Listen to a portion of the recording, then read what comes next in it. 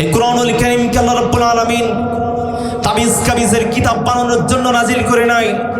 এই কোরআনুল কারীমকে শুধুমাত্র তক্তার ভিতরে জড়িয়ে রাখার জন্য আল্লাহ নাজিল করে নাই। এই কোরআনুল কারীমকে আল্লাহ নাজিল করেছে গোটা পৃথিবী থেকে অন্যায় বিশৃঙ্খলা দূরীভূত করে দিয়ে সমাজটাকে শান্তির সমাজে রূপান্তরিত করার জন্য। কথা বলেন ঠিক কিনা? এই কোরআন অনুযায়ী যদি রাষ্ট্র পরিচালনা করা হয়, রাষ্ট্রের ভিতরে শান্তি আসবে। এই কোরআন অনুযায়ী যদি সমাজ পরিচালনা করা হয়, সমাজ থেকে সমস্ত অন্যায় অত্যাচার অবিচার দূরীভূত হয়ে যাবে। এই কোরআন অনুযায়ী যদি আল্লাহর জমিনে বিচার বিশ্লেষণ করা হয়, কোনো ব্যক্তি আর অন্যায় বিচারে শামিল হবে না। এই কোরআন অনুযায়ী যদি আল্লাহর জমিনে বিচার করা হয়, কোনো আলেমের ফাঁসির মঞ্চে যাবে না। কথা বলেন ঠিক কিনা? স্বাধীন বাংলাদেশের ঐতিহ্যবাহী খুলনা জেলার জয়পুর শিমলারাইট দেয়াড়া হাজি আনসারিয়া হিফজুল কোরআন মাদ্রাসার উদ্যোগে আয়োজিত আজকের এই মাহফিলের মুআজ্জাজ মুহতারাম সভাপতি সাহেব জনাব আলহাজ মোহাম্মদ মোফাজ্জল হোসেন, ইংরেজি বিভাগ, ঢাকা সিটি কলেজ। আজকের মাহফিলের সম্মানিত সহ সভাপতি সাহেব, প্রধান অতিথি, প্রধান আলোচক হাফিজ মাওলানা আসাদুজ্জামান আসাদ হাফিজাহুল্লাহ। আজকের মাহফিলের বিশেষ আলোচক, আপনাদের পরিচিত সুমিষ্টভাষী বক্তা হযরত মাওলানা জাকারিয়া হুসাইন। আল্লাহ রাব্বুল আলামিন হুজুরকে হায়াতে তৈয়্যিবা দান করুক। আমরা সকলে বলছি আল্লাহুম্মা আমিন। আমন্ত্রিত উলামায়ে কিরাম, আমার সামনে উপস্থিত কোরআন প্রেমিক, রাসূল প্রেমিক, একঝাঁক তাওহীদি জনতা, পর্দার অন্তরালে মা এবং বোনেরা, আলোচনার শুরুতেই আন্তরিক শুভেচ্ছা ও সালাম। আসসালামু আলাইকুম ওয়া রাহমাতুল্লাহি ওয়া বারাকাতুহু। ওয়া আলাইকুম আসসালাম। আপনারা মনে হয় ঘুমিয়ে পড়েছেন, অথবা বয়সের ভারে নিজেদের কণ্ঠটা একটু চেপে বসেছে, অথবা 17 বছর উচ্চ স্বরে কোরআনের আওয়াজ বলতে না পারা এবং শুনতে না পারার কারণে হয়তোবা একটু সালামের উত্তরটা দিতেও কষ্ট হয়েছে। আমি আবারও আমার পক্ষ থেকে সালাম জানাচ্ছি। আমি চাই মোহাব্বতের সাথে উচ্চ আওয়াজে সালামের জবাবটা, আসসালামু আলাইকুম ওয়া রাহমাতুল্লাহি ওয়া বারাকাতুহু।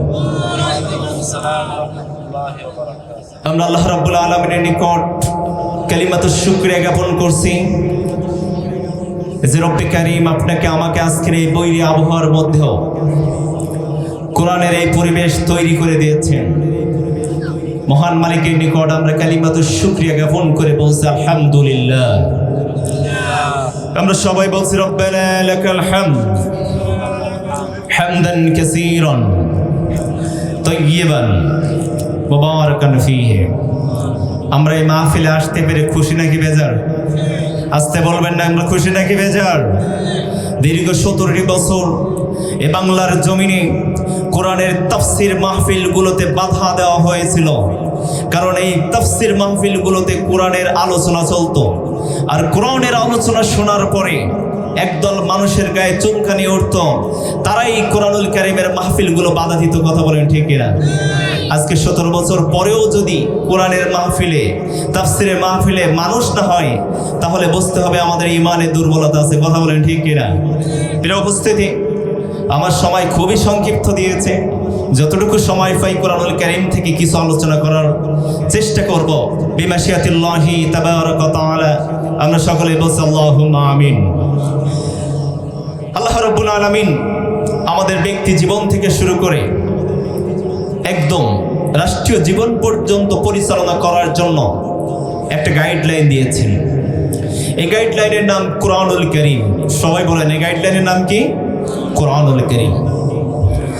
এই কোরআনুল কারীম রব্বুল আলামিন আমাদের জন্য নাজিল করে দিয়েছেন শুধুমাত্র ঝাড়ফুঁক করার জন্য নয়।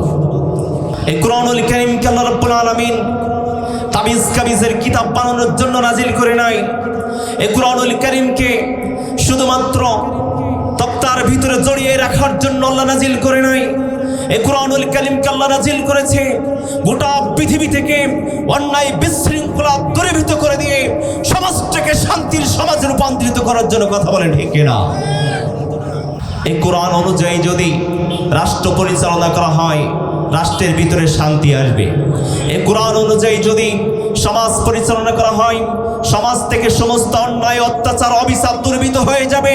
এই কোরআন অনুযায়ী যদি আল্লাহর জমিনে বিচার বিশ্লেষণ করা হয়, কোনো ব্যক্তি আর অন্যায় বিচারে শামিল হবে না। এই কোরআন অনুযায়ী যদি আল্লাহর জমিনে বিচার করা হয়, কোনো আলেমের ফাঁসির মঞ্চে যাবে না। কথা বলেন ঠিক না?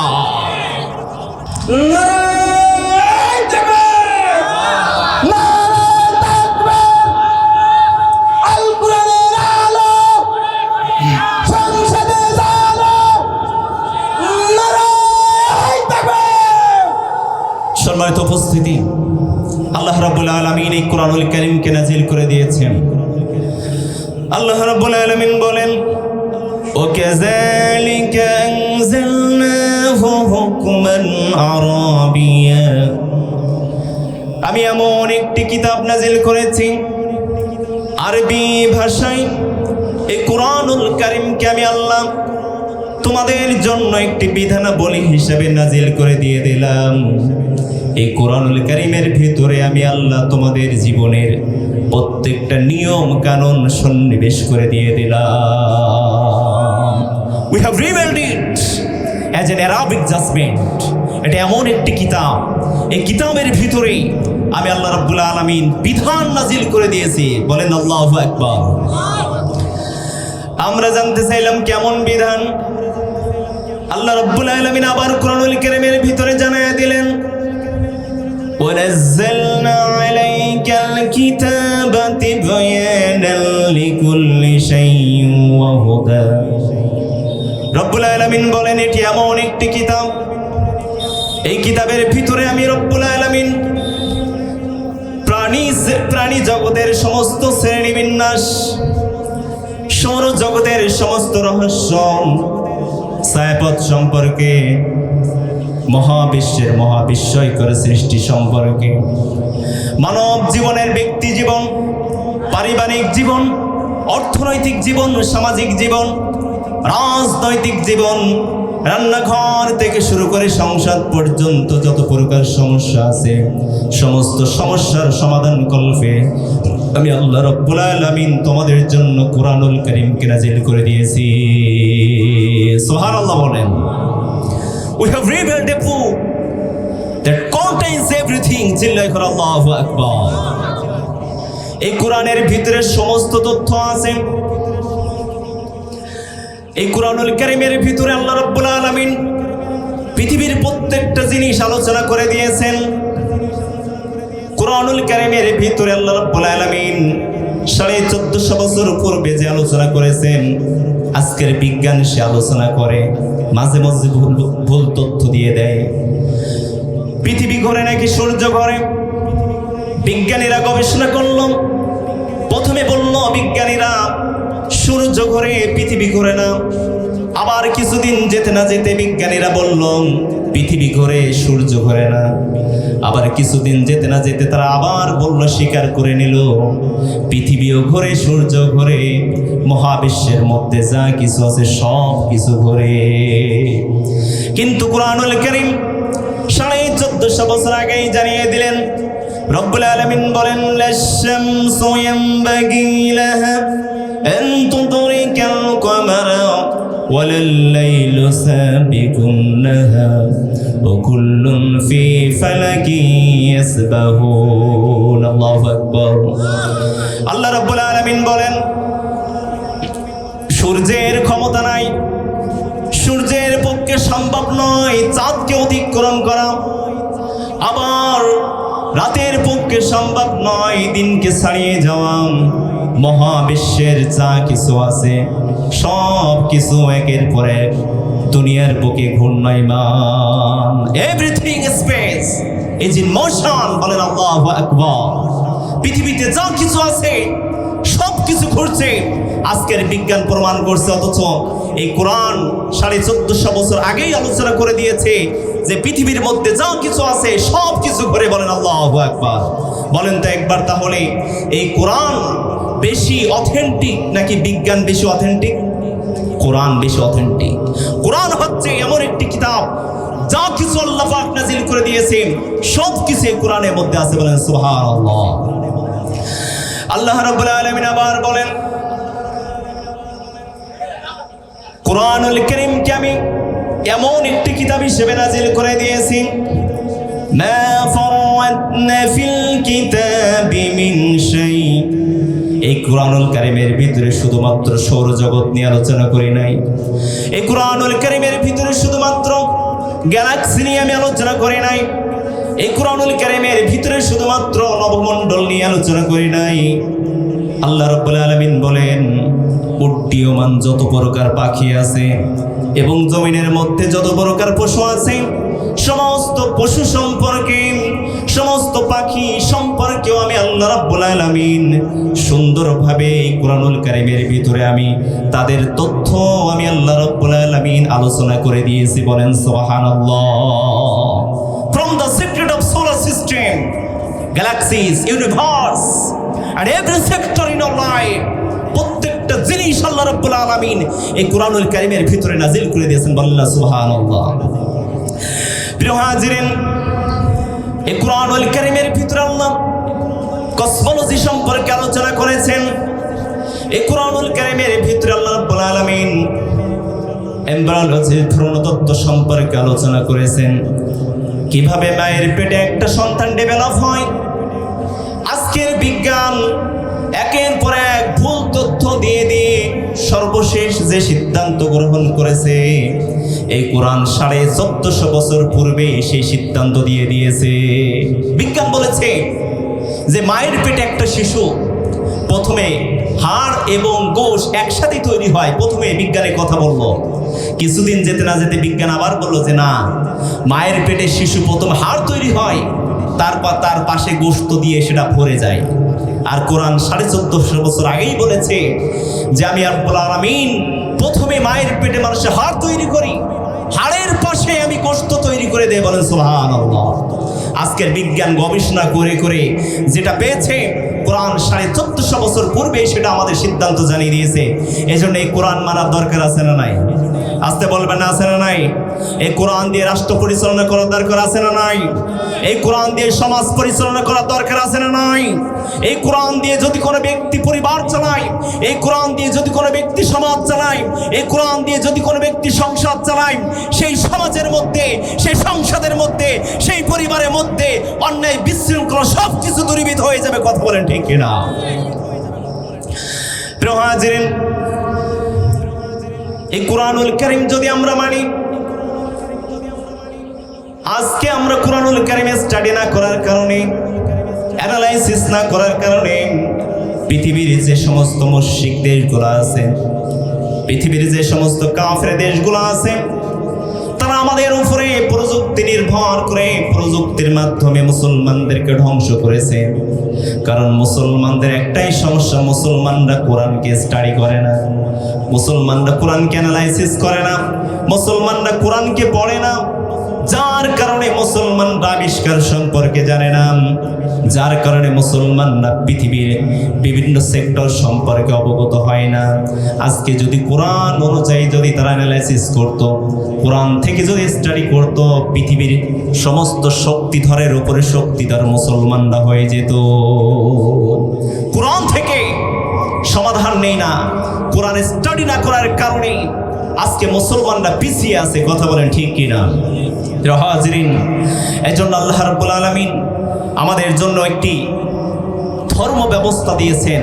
সেই ধর্মের নাম ইসলাম। সেই ধর্মের নাম কি বলেন? আমরা মুসলমান, আমরা কাউকে ভয় পাই? আমরা আল্লাহ ছাড়া কাউকে ভয় পাই না। আমাদের একটা কোরআন আছে, আমরা কিসের ভয় পাবো? মুসলমানদের একটা কোরআন আছে, মুসলমানদের একটা আল্লাহ আছে। পৃথিবীর কাউকে মুসলমান ভয় পেতে পারে? আমার নাহি নাহি ভয়, আল্লাহ আমার প্রভু, আমার নাহি নাহি ভয়।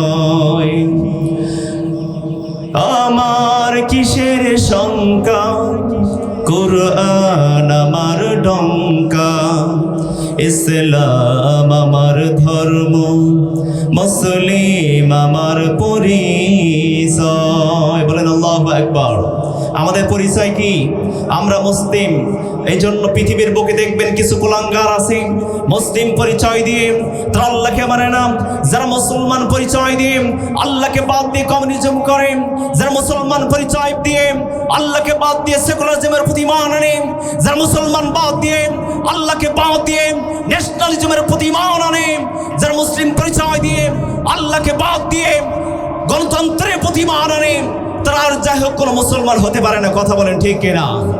বাংলার মুসলমান যারা আল্লাহ রাব্বুল আলামিন স্পষ্ট জানিয়ে দিয়েছেন, ওয়া ইয়াবতাগি গায়রাল ইসলামি দীনান ফালা ইকবাল মিনহু, আল্লাহর কাছে ইসলাম ছাড়া কোনো কিছুই গ্রহণযোগ্য নয়। ইন্নাদ দীনা ইনদাল্লাহিল ইসলাম, আল্লাহর কাছে একমাত্র মনোনীত জীবন ব্যবস্থার নাম হচ্ছে ইসলাম। সুতরাং যারা কমিউনিজম করে, যারা ন্যাশনালিজম করে, যারা কিনা সেকুলারিজম করে, আল্লাহর আইনকে বাদ দিয়ে মানব রচিত আইনের পিছনে যারা দল হয়, মানব রচিত আইন প্রতিষ্ঠার জন্য যারা মিছিল মিটিং এর সংগ্রাম আন্দোলন করে, তারা যাই হোক তারা মুসলমান হতে পারে না। কথা বলেন ঠিক কিনা?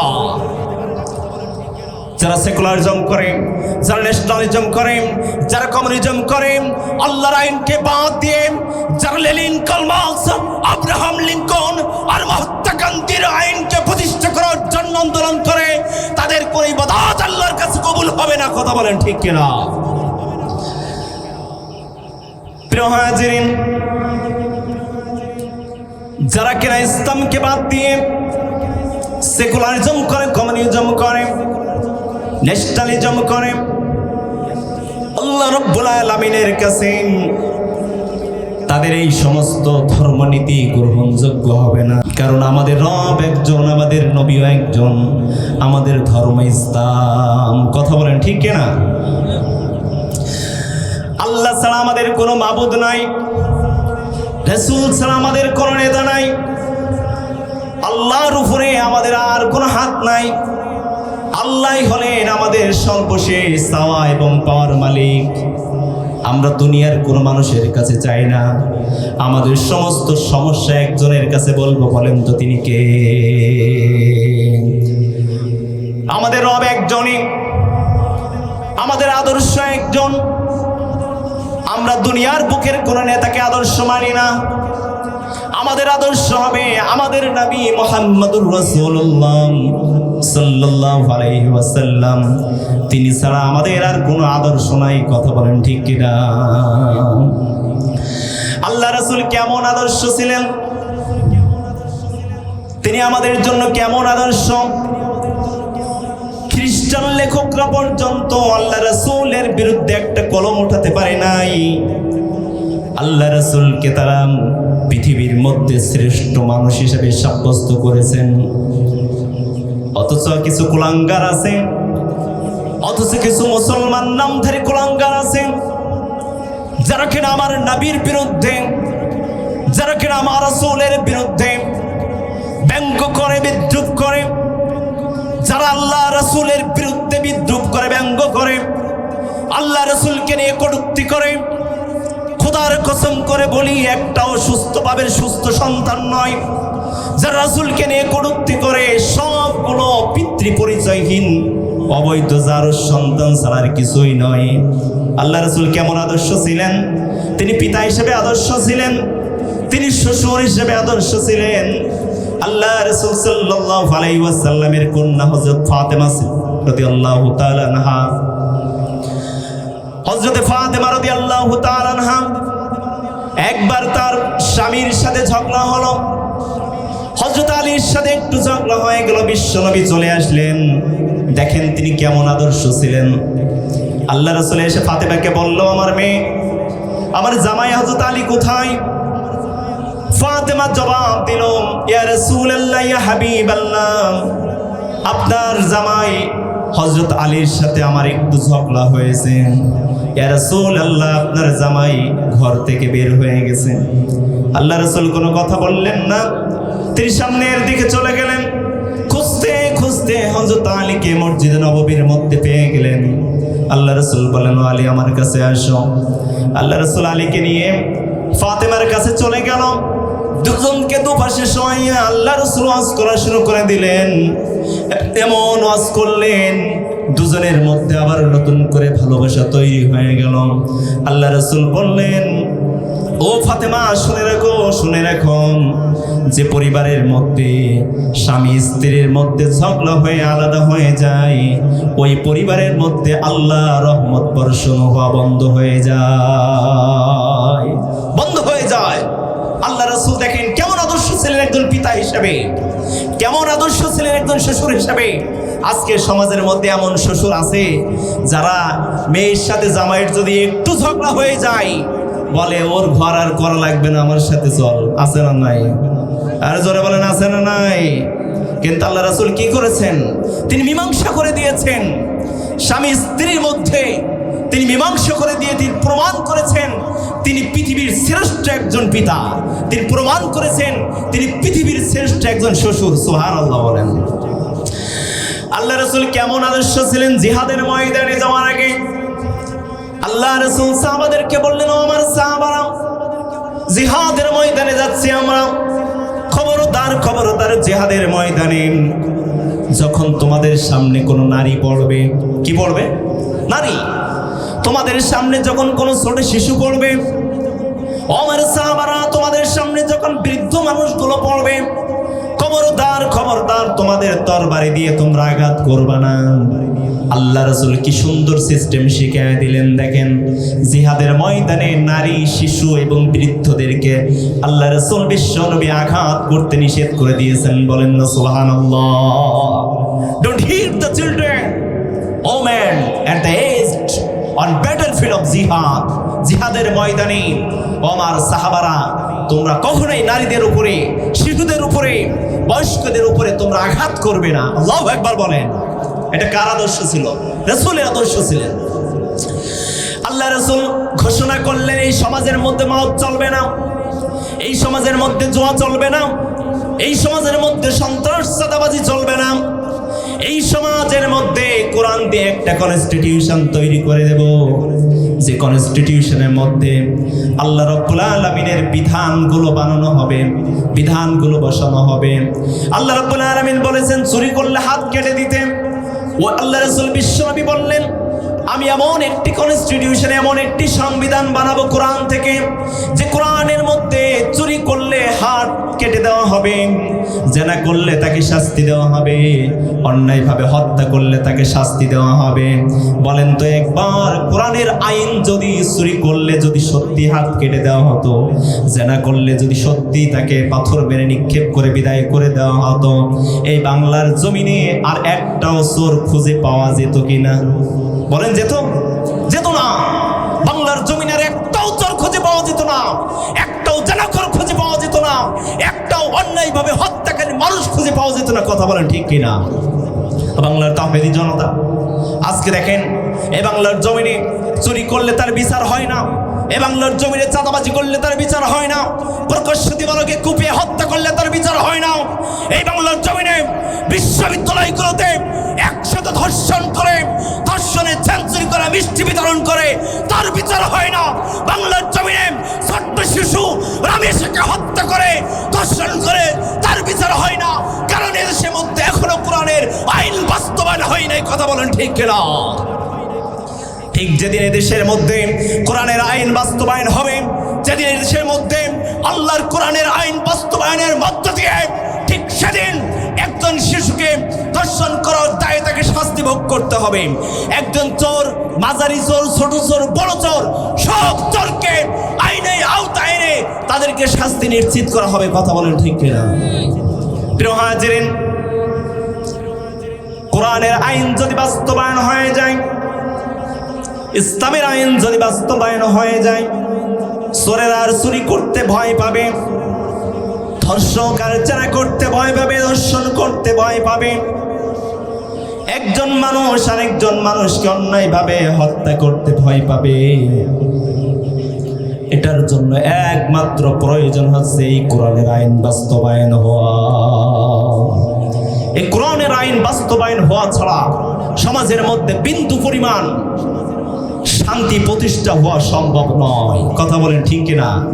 কোরআনের আইন যদি বাস্তবায়ন করতে হয়, কোরআনের আইন যদি এই বাংলার জমিনের অলিতে গলিতে যদি তা হয়, বাস্তবায়িত হতে হয়, তাহলে আমাদেরকে অগ্রণী ভূমিকা পালন করতে হবে। কথা বলেন ঠিক কিনা?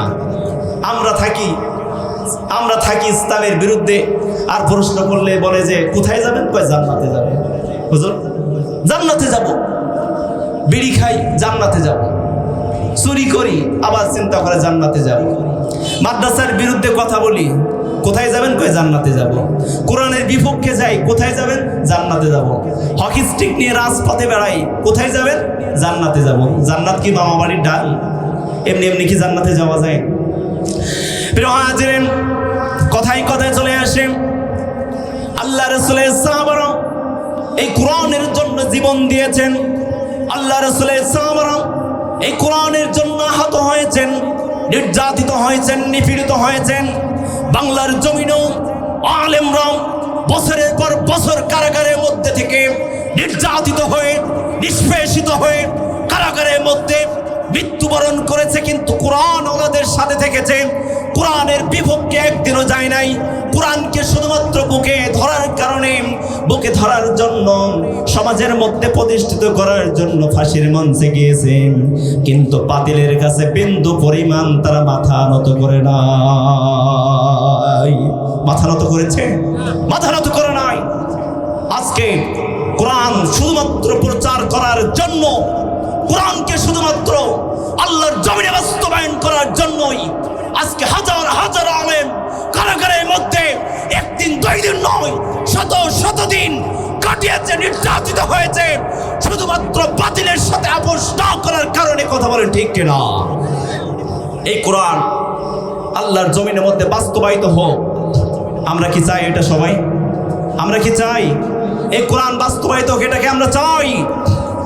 এই দেশটা শাহজালালের দেশ, এই দেশটা শাহপরানের দেশ, এই দেশটা শাহ মাকদুমের দেশ, এই দেশটা মুফতি আমিনের দেশ, এই দেশটা আল্লামা জুনায়েদ বাগুনগরীর দেশ, এই দেশটা আল্লামা শফির দেশ, এই দেশটা আল্লামা শাহিদ মতিউর রহমান নিজামীর দেশ, এই দেশটা আল্লামা দেলোয়ার হোসেন সাঈদীর দেশ। এই জমিনের মধ্যে কোন রাম বাম নাস্তিক মুরতাদ শাহবাগীদের তৈরি করা আইন যে বাংলার তৌহিদি জনতার মুসলমানের আইন চলতে পারে না, পারে না, পারে না। কথা বলেন ঠিক কিনা?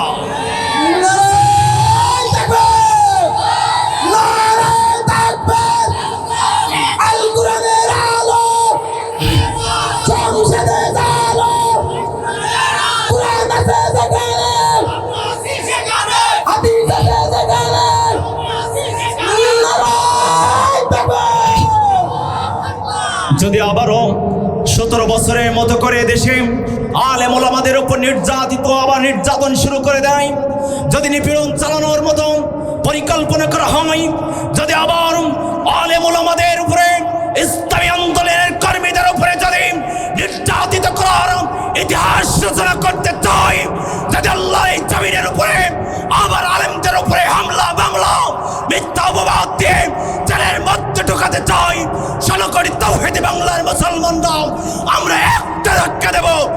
এক ধাক্কায় হয়তো শিলং না হয় লন্ডনে গিয়ে বলবাম, কোন রাম বাম নাস্তিক মুরতাদের দল তোমাদের ঠেকাতে পারবে না, পারবে না, পারবে না। কথা বলেন ঠিক কিনা?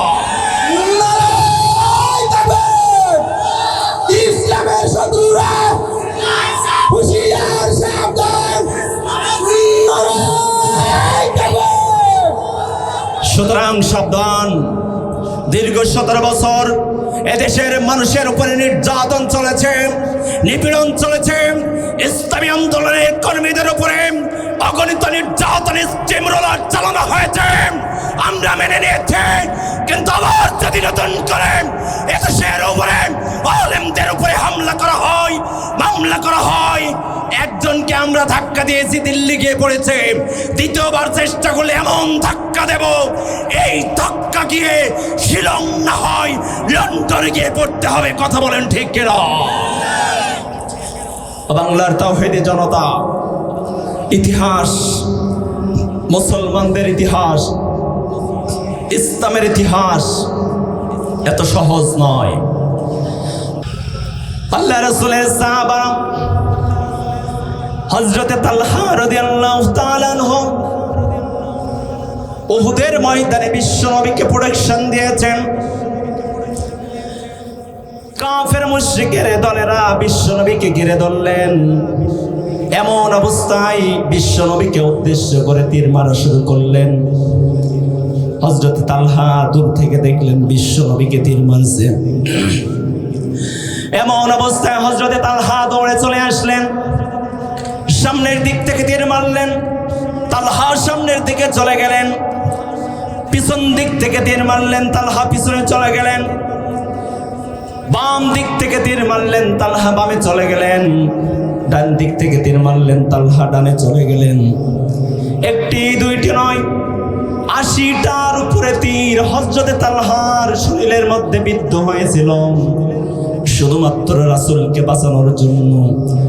প্রিয় মুসলমান ভাইয়েরা, আল্লাহ রাসূল বিশ্বনবী বললেন, ও আমার সাহাবারা, তোমরা কি কোন জীবন্ত শহীদকে দেখতে চাও?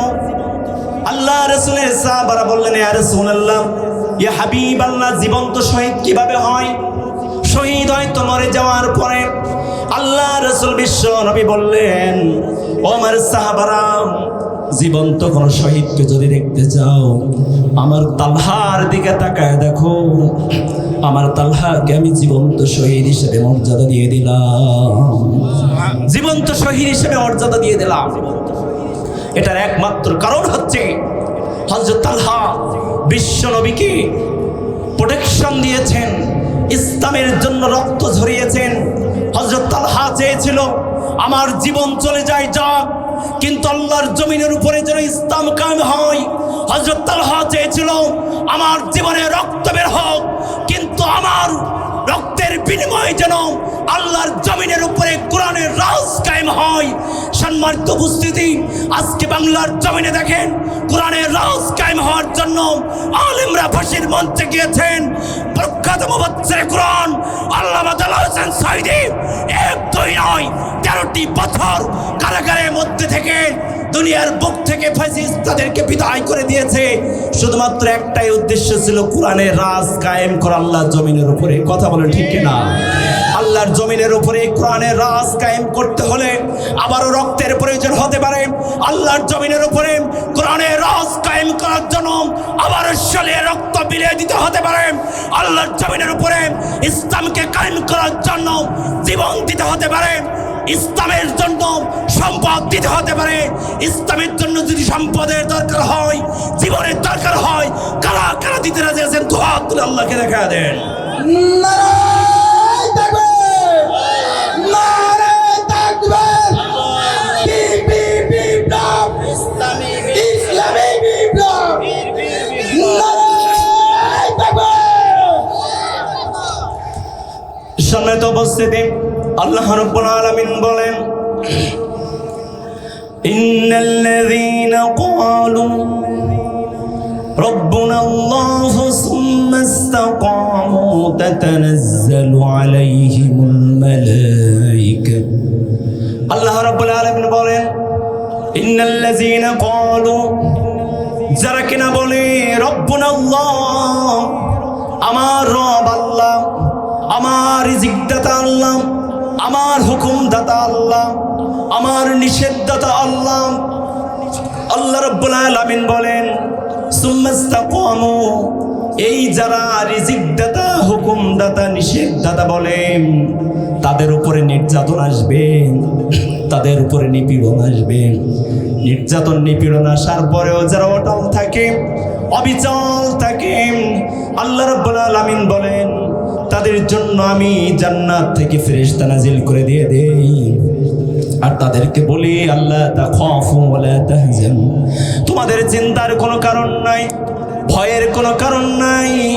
আমি আল্লাহ রাব্বুল আলামিন তোমাদেরকে জানায় দিলাম, দুনিয়ার সামান্য নির্যাতন যদি সহ্য করতে পারো, দুনিয়ার সামান্য নিপীড়ন যদি সহ্য করতে পারো, দুনিয়ার সামান্য চাকরিটা চলে গেছে এটা যদি মেনে নিতে পারো, আমি রব্বুল আলামিন জানিয়ে দিলাম কিয়ামতের দিন, কঠিন মুসিবতের দিনে তোমাদের জন্য আমি আল্লাহ আমার জান্নাতের বাজেট রেখে দিয়ে দিলাম। সুবহানাল্লাহ বলেন।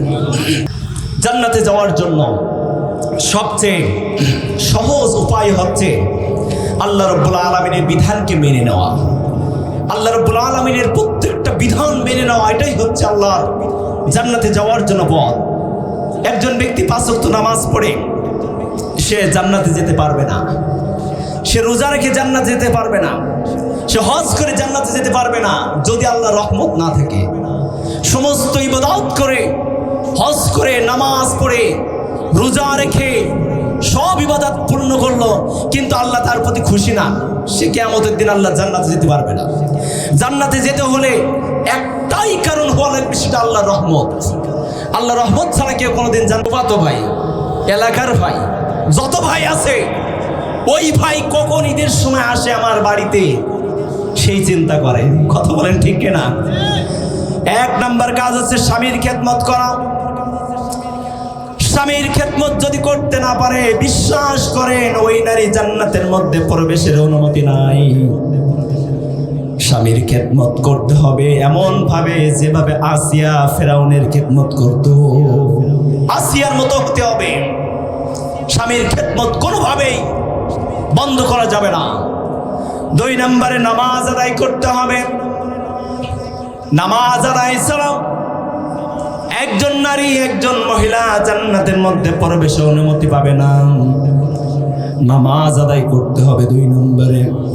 3 নম্বরে বিশ্বনবী বলেন রোজা রাখতে হবে, রোজা রাখতে হবে। রোজা যদি কোনো নারী, কোনো মহিলা না রাখতে পারে, তার জান্নাতের অনুমতি থাকবে না। আর 4 নম্বরে একজন নারীর জন্য পর্দার দরকার আছে। পর্দা দরকার আছে কি নাই? আসতে বলবেন আছে না নাই? আজকের মহিলারা কি পর্দা করে? আজকের মহিলারা, আজকের নারী সমাজ বেশিরভাগই তারা পর্দা করে না। তারা পর্দা করে স্বামীর সামনে, আর পর্দা ছাড়া থাকে। এলাকার যত ভাই আছে, খালাতো ভাই, মামাতো ভাই, ফুফাতো ভাই, পাড়াতো ভাই, যত ভাই আছে, ভাইদের সামনে গিয়ে আর পর্দার দরকার হয় না। মনে করো ওইটাই মনে হয় জান্নাত। অথচ স্বামীর সামনে সবার আগে খেদমত এবং বাইরের যারা আছে তাদের সামনে পর্দা করার দরকার আছে না নাই? আসতে বলবেন আছে না নাই?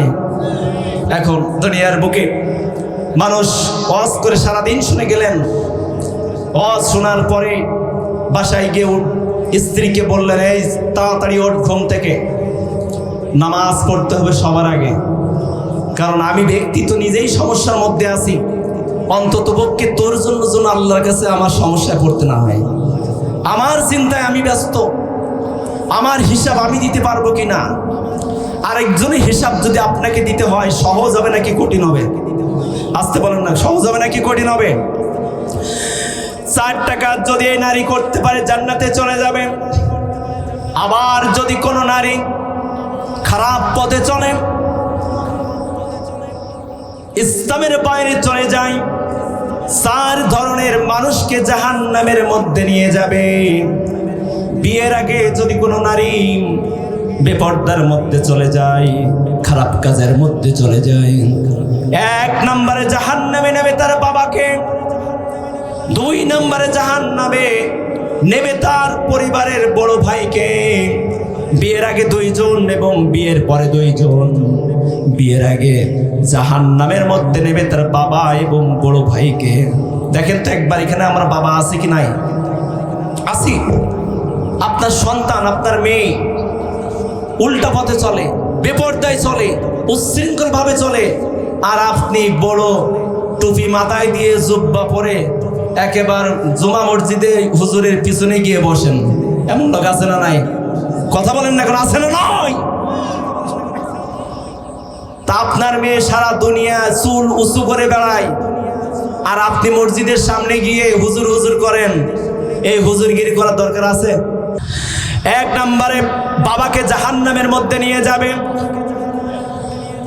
2 নম্বরে বড় ভাইকে জাহান্নামের মধ্যে নিয়ে যাবে, আর বিয়ের পরে আর 2 জনকে নিয়ে যাবে। বিয়ের পরে প্রথম জাহান্নামে নিয়ে যাবে তার স্বামীকে, আর 2 নম্বরে জাহান্নামে নিয়ে যাবে তার বড় ছেলেকে। এই 4 ধরনের মানুষকে জাহান্নামে নিয়ে একজন নারী জাহান্নামের মধ্যে যাবে। 4 ধরনের মানুষকে জাহান্নামে ঢুকাবে, তারপরে একজন নারী জাহান্নামের মধ্যে যাবে। তাহলে এবার চিন্তা করেন, একজন নারীর জন্য আপনি পিতা হয়ে, একজন নারীর জন্য আপনি বড় ভাই হয়ে, একজন নারীর জন্য আপনি স্বামী হয়ে, একজন নারীর জন্য আপনি বড় ছেলে হয়ে জাহান্নামে যাচ্ছে, কেউ কিন্তু বাদ যাচ্ছে না। এজন্য সাবধান, আপনার পরিবারের মেয়েকে, আপনার পরিবারের মহিলা যারা আছে তাদেরকে পর্দায় রাখার ব্যবস্থা আপনাকে করতে হবে। তাদেরকে সুন্দরভাবে পর্দার যে ব্যবস্থা যা কিছু আছে সব ব্যবস্থা স্বামী হিসাবে, ভাই হিসাবে, বাবা হিসাবে আপনাকে আমাকেই করতে হবে, তাহলেই কিনা তারা পর্দার ভিতরে থাকতে পারবে। কথা বলেন ঠিক কিনা?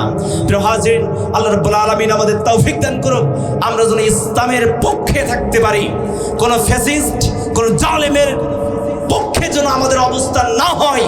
যদি আমরা আল্লাহর পক্ষে থাকতে পারি, কোরআনের পক্ষে থাকতে পারি, তাহলেই কিনা আল্লাহ রাব্বুল আলামিনের সন্তুষ্টি পাওয়া যাবে। আল্লাহ পাক আমাদের কবুল করে, বলেন আমিন। ওয়া মা আলাইনা ইল্লাল বালাগ।